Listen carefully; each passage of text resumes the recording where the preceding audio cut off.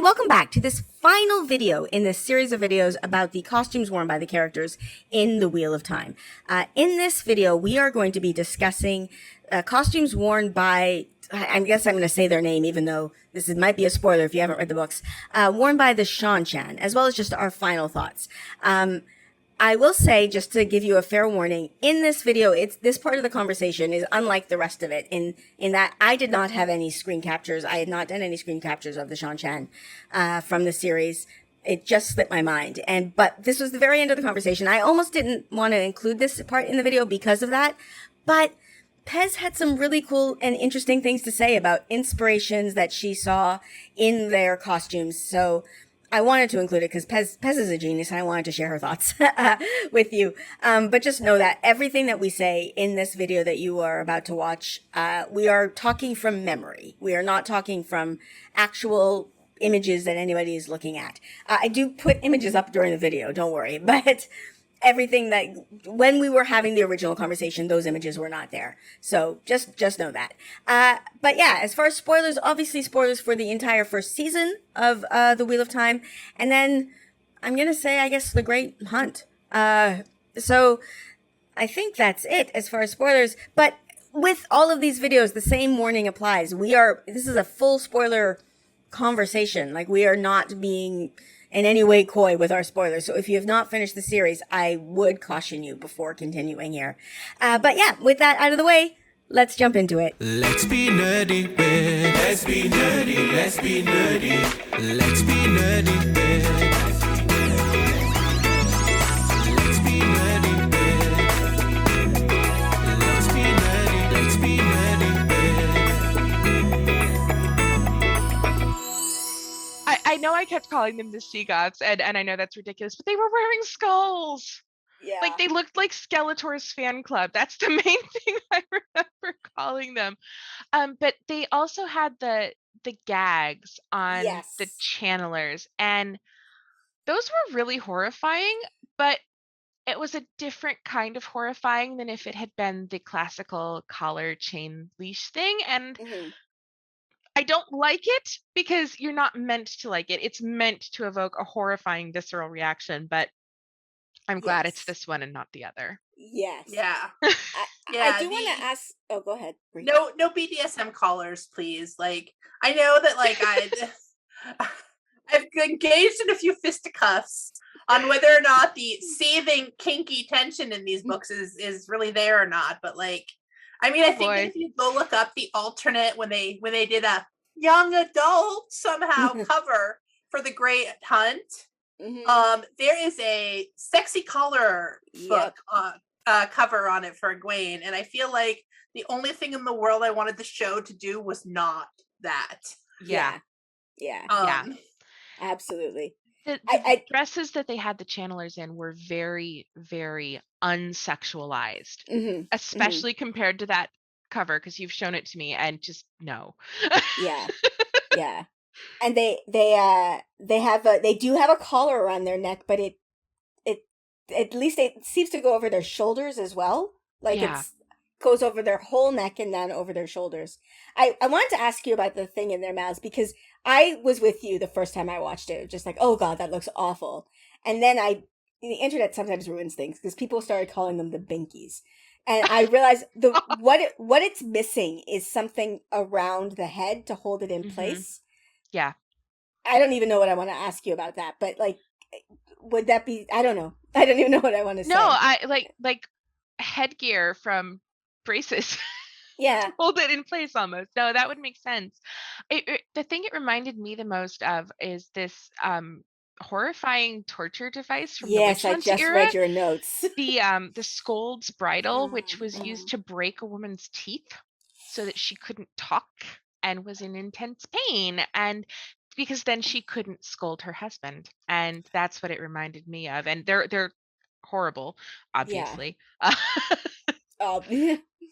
Yeah, a torture device. Oh, that's just but disgusting. I appreciated, in a sense, that it was connected in that way visually to the Scold's bridle, because it really is an artifact that I associate, at least, with the historical witch hunts that we have. And what are the Seanchan if not a witch hunt personified, only they're competent, unlike the white cloaks.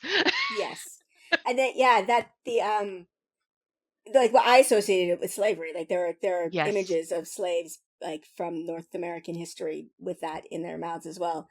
Do you know if there would there be a reason why they wouldn't have put something around the head to hold it for the, or is there something that could be held in the mouth without that? Because that once it was pointed out, I couldn't unsee it. Like it was just like, oh. Well, I mean, it could be if you let it drop, you're in trouble. Yeah, that's true. That's true.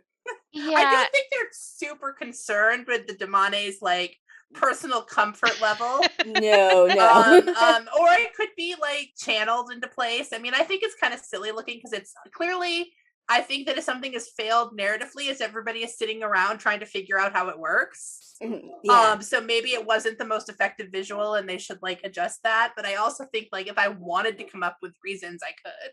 Yeah. You know? Yeah. And I think it's meant more to evoke the, they call it the iron bit or the slave iron bit, which is just, it evokes everything it needs to, including all of the horror and then some. Yeah. As much as it is the Scold's Bridle, because the Scold's Bridle is traditionally like iron work that goes all the way around your head, including on top of your head, and it's all associated, and then there's this bit in your mouth that will break your teeth if you try to talk. Yeah, it's bad. But it's the same concept. Why are people in the iron bits that they put on people that they were trying to enslave? And I don't know why there's not something on there. My guess would be, number one, it would be much more difficult to fit it to people and not have it be torturous for filming. Right, yeah. Because you don't want to lose your, union accreditation for the set. Yeah, that makes sense. Yeah. But I think it's more likely to be that they want to be able to quickly remove them from their channelers that they are keeping as slaves, because they see them as dogs almost. Like that was the point that the book kept making. Is it's like a good hunting dog. They want to be able to ask them questions and have them answer, so they need it to be something that they can pop out. That makes sense. And they're well trained. They're not worried they're going to take them off. What are they going to do? They can't do anything. They don't actually told not to escape. Yeah. And in a way, that's almost more horrifying, because they could take it out at any time, but they don't. Yeah. I mean, I do think that's the like ultimate yikes. Yeah. Yeah. It could be I'm curious to see what happens with that next They may tweak season. it. I mean, they've got time, and I'm sure that the end of the show, as we know, was COVID and a mess on so many levels. But I wasn't even thinking necessarily tweaking the costume, but there could be like some explanation of like a connection between the bit and the collar or something like that. I mean, this is a magic world where people can put things wherever they want with air. I mean, so spending too much time stressing out over it doesn't seem like that. No, I don't particularly want to focus on that. Yeah. Also because it makes me so now that like Madden Degwayne. No. So okay.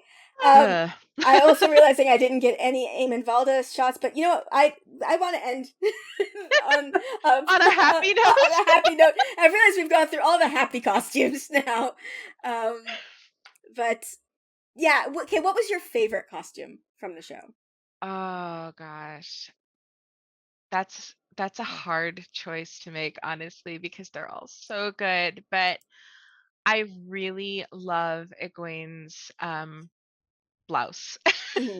The one that made me realize she was doomed. It's my favorite because it literally tells you everything about the character if you're in on the secret. And it doesn't ruin it if you aren't, but it may give you a hint at what's to come. And even if you don't know what's to come, it just associates her so strongly with the light, and I love that.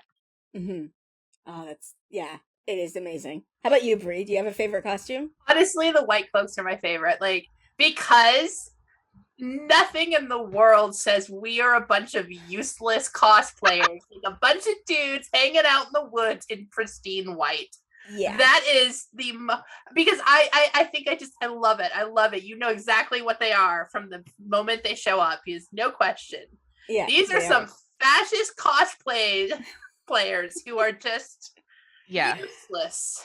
And Yeah. they don't care about being effective. They just care about the presentation of it all. From their useless armor, everybody was ragging on the useless armor, and I'm like, no, you guys, it's perfect. It's perfect. Why would the white cloaks need useful armor? They got curb stomped by Perrin and a couple wolves. Yeah. Like, The have the white cloaks been at all effective? Yes, and their haircuts are so perfect. Yes. Those haircuts were 2020 America. Yeah. Interviewing the dapper Nazis. Oh God. Yeah. I mean, those were on brand there. So Yeah. They were I hate them, but I feel like they show exactly who they are. I hate them, but it says so much. They understood the assignment is the yes. what I would end it there. Yes. I realized I asked you guys your favorite costume, and now I'm trying to think what mine is, and I don't know. It's gonna be Nynaeve. Come on, right? I mean, okay, I do, yes. But I don't know if I would say her costume is my favorite. Like, I love the idea of her green coat with the red peeking out, or yellow peeking out. Red, what the fuck? The yellow peeking out. Leandrin wishes. I know. It's really good. But I don't know if I'd say that's my favorite costume. They're all so good. It's really hard to pick, and I just love how cohesive the whole world is, even with each country having its own identity. And I mean, the Seanchan coming out of nowhere, literally, and looking so different, but they're still of the world, and I think they did a fabulous job, and it's such a hard thing to do. Yeah. And especially with cities like Tarvalon, like all the different people in them. That's It's like a city with lots of different people. That's what I was about to say. Like one of my favorite things, I don't know if it counts as an answer because I'm cheating, but is how much diversity there is in the costumes. And yet the world looks cohesive. It's different countries, different cultures. You can see the roots of where their costumes are coming from, and yet it makes sense that they are in the same world. It does. It's fantastic. And even just thinking about little, like, really tiny details. Somebody asked the other night when we were doing a watch through about a ball cap that somebody is wearing in the Four Kings village, and it's a Civil War ball cap. American Civil War ball cap is what I would think of with like the little, they've got like the little gray brim. It very much looks like. Yeah. Wow. And what I just realized thinking about that is that's so perfect for a depressed mining town in the middle of nowhere, because when we think about the Wild West, a lot of the people in the quote unquote Wild West were going west to mine after fighting in the Civil War. And so it's such an interesting through line of our history and this world's history, and layering these things together, that I just love it. It's a good show. It's a good show. I want more. I know. I want it now. You finished and I want filming. Costume book. Yes, costume book. Yeah. All the big pictures. They have to. Where's the merch? I want merch. Right? I don't have any money to buy anything, but I want it. I want it. Yes, I agree. Okay. Well, I have kept you both for a very long time. I really thank you so much for doing this interview. Thank you so much for your thoughts and your expertise, Pez, and thank you for your thoughts and also your expertise. And come back for Jenny and Bree to romance. Yes. Oh my gosh. We have to. We absolutely have to do that. We can someday. Yes, we will. So yeah, that's it. That is the end of this particular series. I know a lot of people have been saying that we hope that you hope we do this next season. I mean, this was a blast. I would not mind doing that at all. But we will obviously see what happens with the next season. And I'm really glad you've joined me and Pez and Bree for this entire journey. This has been great. I really loved reading a lot of your insights that people have observed things that we didn't talk about. And yeah, I guess I'm gonna say that as well in the comments below. Are there anything from this entire, from all of the costumes that we didn't mention that you noticed let me know in the comments below. I know, like, we didn't, Bree mentioned the White Cloaks, but we really didn't talk about their costume very much. And obviously there's a lot of other costumes that we didn't really get into. So just let us know your thoughts. I would love to hear them. And if you like my content and you want to support me, I do have a Patreon. It will be linked in the description below. And as I say every single time, I am so grateful to my patrons. Your help, your support, it really does help. It makes this whole thing possible. It really does. This channel I would not be still doing this, I think, if I didn't have your support. So it really does make it possible, keeps the lights on, as they say. So thank you so very much. And with that, I am going to end this here. So please like, subscribe, and I'll see you next time. Bye.